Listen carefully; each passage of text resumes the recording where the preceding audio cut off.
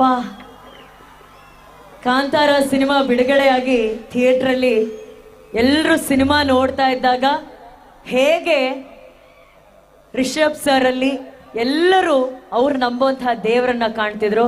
ಇವತ್ತು ಹಿಂದ್ಗಡೆ ಅದೇ ಡಿವೈನ್ ಫೀಲ್ ಜೊತೆ ಅವರು ಕೂತ್ಕೊಂಡು ಈ ಪರ್ಫಾರ್ಮೆನ್ಸ್ ನ ನೋಡ್ತಾ ಇರುವಂತಹ ಗಳಿಗೆಯಲ್ಲಿ ಇಷ್ಟು ಒಂದು ದೈವಿಕವಾದಂತಹ ಒಂದು ಕ್ಷಣವನ್ನ ನಮ್ಗೆ ಕೊಟ್ಟಂತ ನಮ್ಮ ಕಲಾವಿದರಿಗೆ, ಮಂಜು ಸರ್ ಅಂಡ್ ಟೀಮ್ಗೆ ಪ್ಲೀಸ್ ಚಿಕ್ಕಬಳ್ಳಾಪುರ ದಯವಿಟ್ಟು ಒಂದು ದೊಡ್ಡ ಚಪ್ಪಾಳೆ ಬರಲೇಬೇಕು.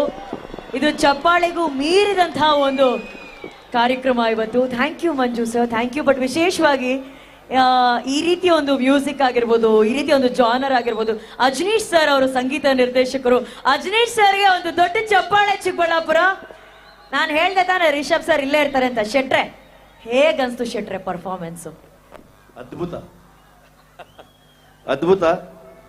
ಥ್ಯಾಂಕ್ ಯು ಸೋ ಮಚ್ ಎಲ್ಲ ಕಲಾವಿದರಿಗೆ, ತುಂಬಾ ಅದ್ಭುತವಾಗಿ ನುಡಿಸಿದ್ರಿ. ಒಂದು ಸ್ಟೇಜ್ ಅಲ್ಲಿ ಈ ತರದ ಒಂದು ಕಂಪೋಸಿಷನ್ ನ ಬಂದೆ ಈಚೆ ಬಂದೆ. ಹೌದೌದು, ಎಲ್ಲ ಹೆಣ್ಮಕ್ಳು ಕಾಯ್ತಾವ್ರೆ ಸರ್ ನಿಮ್ಗೋಸ್ಕರ.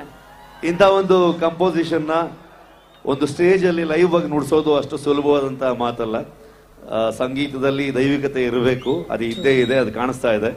So thank you so much ಇಡೀ ತಂಡಕ್ಕೆ, ತುಂಬಾ ಅದ್ಭುತವಾಗಿ ನುಡಿಸಿದ್ರಿ. Thank you. ಇದು ರಿಷಬ್